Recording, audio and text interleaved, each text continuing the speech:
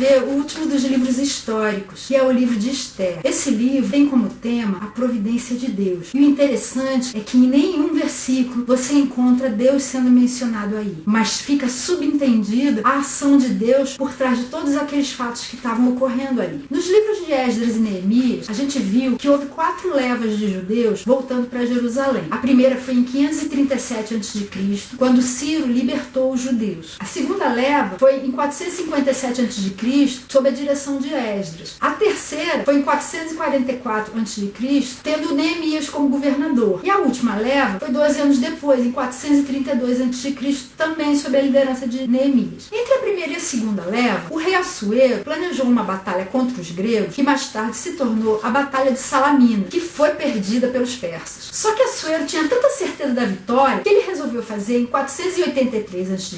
um banquete para festejar antecipadamente. Esse banquete é o que a gente vê no início do livro de Esther. O banquete durou vários dias e lá pelas tantas, todo mundo animado, mais pra lá do que pra cá, o rei mandou vir a rainha Vasti para que com a beleza dele alegrasse os convidados. Vasti achou que aquilo seria uma indignidade e resolveu não atender. Aquilo desagradou tanto a Assuero que ele resolveu destituir Vasti da posição de rainha. Em 479, eles foram para essa batalha de Salamina e acabaram perdendo. Depois dessa perda, o rei resolveu promover um concurso de beleza para que fosse escolhida a nova rainha, que ia ficar no lugar da antiga. E colocou propaganda em todos os cantos do reino. E um monte de moça bonita acabou resolvendo participar. Uma delas foi Esther, que era judia. E sem saber da origem dela, Assuero escolhe Esther para ser a sua nova rainha. Lá em Suzã, que era a capital da Pérsia, vivia também Mordecai, ou Mardoqueu, que era parente de Esther. Ele era mais velho, ele cuidava dela, ele aconselhava. E logo depois dela ter virado rainha, ele descobriu uma conspiração para matar o rei. Ele fez uma denúncia, os conspiradores foram executados, mas ninguém honrou a Mordecai. E ficou por isso mesmo. Ao mesmo tempo, Mordecai era odiado pelo vice-rei Amã, porque enquanto todo mundo se prostrava enquanto Amã passava, Mordecai se recusava a fazer isso, porque ele entendia que isso era uma honra que só era devida a Deus. Por isso Amã odiava Mordecai e queria matá-lo. E resolveu planejar o assassinato não só dele, mas de todos os judeus, sem saber que Esther era judia também. Amã então lança sortes, que em hebraico se chama Purim, para escolher o dia que seria melhor para que a morte dos judeus fosse executada. E convence o rei a fazer um decreto para que naquele dia específico todos os povos matassem os judeus no reino de Assuero. Quando Mordecai sabe disso, ele procura Esther e fala para ela: olha, quem sabe não foi para isso que você foi levantada como rainha. Esther fica com muito medo, porque qualquer pessoa que fosse à presença do rei sem que ele tivesse chamado primeiro, tinha o risco de ser executado. Mas Mordecai fala: se você não fizer nada, pode ter certeza, você vai morrer. Você e seu povo vão morrer. Mas será que essa não é a missão que você recebeu na vida? E Esther então resolve: se tiver que morrer, paciência, morri. Ela convoca um jejum e depois dessa preparação, ela vai à presença do rei. Ela promove um banquete e convida o rei e Amã. Eles foram, Amã ficou super alegre com aquela honra toda, porque só os dois estavam lá. E Esther convida os dois para virem num outro banquete no dia seguinte. Nesse meio tempo, o rei não estava conseguindo dormir, pediu que fossem lidos os livros que tratavam dos feitos passados. E no meio disso tudo, se descobriu aquela conspiração da qual ele foi livrado por causa de Mordecai. E ele perguntou: e o que foi feito por ele? Falaram: nada. Aí ele pensou: não é possível, esse homem tem que ser honrado. Então ele chama Amã e pergunta: o que se deve fazer a um homem que o rei deseja honrar? Amã, cheio de si, pensou: é comigo. E Amã respondeu no capítulo 6, a partir do verso 7: ao homem que o rei tem prazer de honrar, ordena que traga um manto do próprio rei e um cavalo que o rei montou, e que ele leve o brasão do rei na cabeça. Em seguida, sejam o manto e o cavalo confiados a alguns dos príncipes mais nobres do rei, e ponham eles o manto sobre o homem que o rei deseja honrar, e o conduzam sobre o cavalo pelas ruas da cidade, proclamando diante dele: isso é o que se faz ao homem que o rei tem prazer de honrar. O rei achou uma ideia muito boa e ordenou que se fizesse isso a Mordecai e que quem fosse puxando o cavalo fosse Amã. Quando isso aconteceu, Amã ficou com mais ódio ainda de Mordecai. E aí resolveu: pois esse homem vai morrer logo. E enquanto ele estava pensando nessas coisas todas, vieram os oficiais do rei para levá-lo para o segundo banquete da rainha Esther. Quando eles estavam lá no banquete, a rainha começou a falar que a vida dela e a do seu povo estavam ameaçadas porque alguém estava querendo exterminá-los. O rei ficou muito espantado e perguntou: mas quem é que está fazendo isso? E Esther revelou: é Amã. Ele planejou matar todo o meu povo e eu vou ser morta também. Com isso, Amã acabou sendo morto, mas o rei não podia revogar o seu decreto. Essa era a lei dos persas. Então o que foi que ele resolveu fazer? Ele fez um novo decreto autorizando os judeus a reagirem nesse dia de Purim. Nesse dia, então, os judeus reagiram, eles se tornaram vitoriosos, foram preservados por Deus, e o livro termina com a salvação dos judeus, Mordecai honrado e Amã enforcado, com a instituição da festa do Purim, que os judeus celebram até o dia de hoje. O autor do livro pode ter sido Mordecai, Esdras ou Neemias, e ele foi escrito em cerca de 460 a.C.,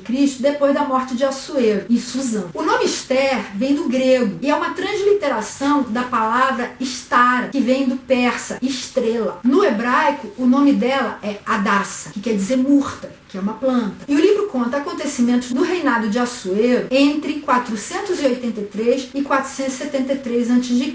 e corresponde a Esdras 6 e 7. O verso-chave, que é aquele versículo que resume a ideia central do livro, está no capítulo 4, verso 14, e diz assim: se você ficar calada nessa hora, socorro e livramento surgirão de outra parte para os judeus, mas você e a família do seu pai morrerão. Quem sabe se não foi para um momento como esse que você chegou à posição de rainha. Como o livro pode se dividir? Eu coloquei 3 partes. A primeira vai do capítulo 1 ao 2, e é a festa de Assuero, mostrando aquela festança, aquele banquete que ele fez, comemorando antecipadamente a vitória na batalha de Salamina, que acabou não acontecendo. A segunda parte vai do capítulo 3 ao capítulo 7 e conta a festa de Esther, na qual ela acabou revelando os planos de Amã e promoveu a salvação do seu povo. E a terceira parte vai do capítulo 8 até o capítulo 10, no fim do livro, e é a festa do Purim, em que todos os judeus, no dia em que estava marcada a morte deles, acabaram tendo vitória e até hoje comemoram esse livramento. E como é que a gente pode ver Jesus aí? A gente pode vê-lo na pessoa de Esther, a rainha que se colocou diante da morte no lugar do seu povo, intercedendo por ele, e que recebeu a aprovação do rei. Lá em Isaías 53, o profeta está falando assim a respeito de Jesus: depois do sofrimento de sua alma, ele verá a luz e ficará satisfeito. Pelo seu conhecimento, meu servo justo justificará a muitos e levará a iniquidade deles. Por isso, eu lhe darei uma porção entre os grandes, e ele dividirá os despojos com os fortes, porquanto ele derramou sua vida até a morte e foi contado entre os transgressores, pois ele levou o pecado de muitos e pelos transgressores intercedeu. Esther intercedeu pelo seu povo, se arriscando a morrer, mas não precisou morrer. Jesus fez a mesma coisa, mas foi até o fim. Ele morreu, libertou o povo e ressuscitou. E agora está à direita de Deus, recebendo toda a autoridade nos céus e na terra. E existem aplicações práticas para mim? Existem. A primeira está relacionada à posição de Esther. Da mesma forma que vários outros homens e mulheres de Deus, Esther foi colocada numa posição que mais para frente se mostrou fundamental para que os planos de Deus se realizassem. Isso aconteceu também com José, que a gente viu lá em Gênesis, que foi vendido como escravo pelos seus irmãos, se tornou governador do Egito, interpretou os sonhos do faraó, por causa disso, libertou toda uma geração de vários povos da fome, cumprindo uma missão que Deus tinha para ele desde o início. Isso aconteceu também com Davi, que era pastor de ovelhas, mas foi um homem que tinha um coração de acordo com o coração de Deus e que acabou sendo um grande rei em Israel. Moisés também foi assim. Como a gente viu lá em Êxodo, ele foi educado na corte egípcia, depois acabou tendo que fugir porque matou um egípcio, passou 40 anos no deserto aprendendo os caminhos dali, sendo pastor de ovelhas, até que Deus o chamou quando ele estava pronto para que ele se tornasse o libertador e o guia de Israel depois que eles foram tornados livres do cativeiro egípcio. Maria também, ela era uma jovem que confiava em Deus e que quando chegou o momento se ofereceu voluntariamente para ser aquela em quem Deus poderia cumprir todos os seus propósitos em relação ao nascimento do Salvador de toda a humanidade. E isso não acontece só com pessoas que têm uma posição grandiosa. Você lembra quando a gente estava vendo o segundo livro de Reis? A gente estava vendo que Eliseu era um profeta misericordioso que fazia muitos milagres. E Naamã, que era um general sírio, inimigo de Israel, tinha uma escrava. Ela não passava de uma menina, mas ela sabia que Eliseu poderia curar Naamã de lepra, que era o grande problema na vida dele. E indicou que Naamã fosse para lá. Por causa da indicação dessa menina, Naamã foi, recebeu a cura de Deus e deu o seu coração para Deus. Deus. O que seria dele se essa menina não tivesse feito isso? E isso acontece também comigo e com você. Pode ser que hoje em dia a gente nem veja sentido nisso, mas no futuro, quando chegar o tempo certo, talvez a gente consiga perceber para que Deus colocou a gente naquele dia e naquele lugar para cumprir os seus propósitos. Uma segunda lição também está nesses propósitos de Deus ao longo do tempo. Lembra quando a gente viu em Neemias que ele era copeiro do rei, uma altíssima posição, e que ele recebeu permissão do rei para voltar para Jerusalém, para reconstruir a cidade e os muros? Isso só aconteceu por causa do prestígio que Esther recebeu se casando com Assuero. Pensa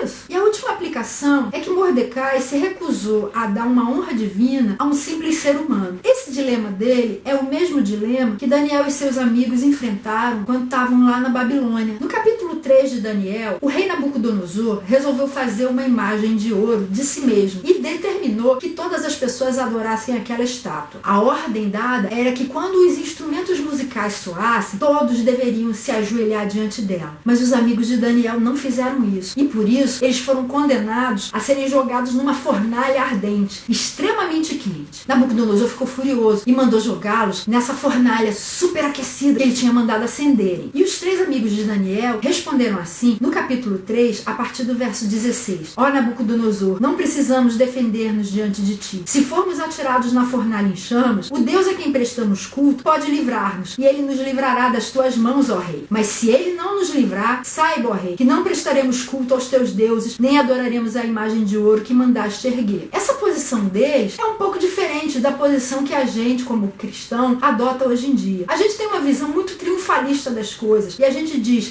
se Deus não abrir o mar diante de mim, ele vai me fazer andar por sobre as águas. Não foi isso que os 3 amigos de Daniel disseram. Eles disseram, se Deus quiser nos livrar, ele pode e vai. Mas mesmo que ele não faça isso, nós não vamos adorar essa tua imagem. Essa é a verdadeira posição bíblica diante dessas dificuldades. Se Deus não abrir o mar, se Deus não me fizer andar sobre as águas, eu vou me afogar, mas eu vou me afogar honrando a Deus. Se Deus quiser me livrar da fornalha, ele vai me livrar. Mas se ele não quiser me livrar, eu vou morrer honrando a Deus. É isso que tantos cristãos estão fazendo pelo mundo afora. Pesquisa para ver o que está acontecendo na África, o que está acontecendo no Oriente. Esse dilema também foi colocado diante de Jesus. Quando ele estava lá no deserto, logo após o batismo dele, lá em Mateus 4, a partir do verso 8, o diabo mostrou para ele todos os reinos da terra e disse, eu vou dar isso tudo para você se você me adorar prostrado. Mas Jesus respondeu, citando Deuteronômio, adore o Senhor, o seu Deus, e só a ele preste culto. E por isso ordenou que Satanás se retirasse. O diabo tem esses reinos? Tem, mas não é porque ele é dono, é porque ele é usurpador. O verdadeiro dono é Deus, e ele entregou a Jesus, seu Filho encarnado. Isso está escrito lá no final do livro de Mateus. Em Mateus 28, verso 18, Jesus fala, toda autoridade me foi dada nos céus e na terra. Ele se tornou dono de tudo. Ele é o verdadeiro governador. E ele soube enfrentar, com a palavra de Deus, o dilema que foi colocado diante dele. E esse deve ser também o nosso proceder. Fortaleça-se na palavra de Deus. Não se contente só com esses vídeos que eu estou fazendo, não. Leia. Tem tanto tesouro ali, tem tanta coisa que pode fortalecer a sua vida, tem tanta coisa que pode tornar você uma pessoa melhor. Esse foi o resuminho de Esther. Na próxima semana, a gente vai começar a ver os livros poéticos, começando pelo livro de Jó. Espero você lá.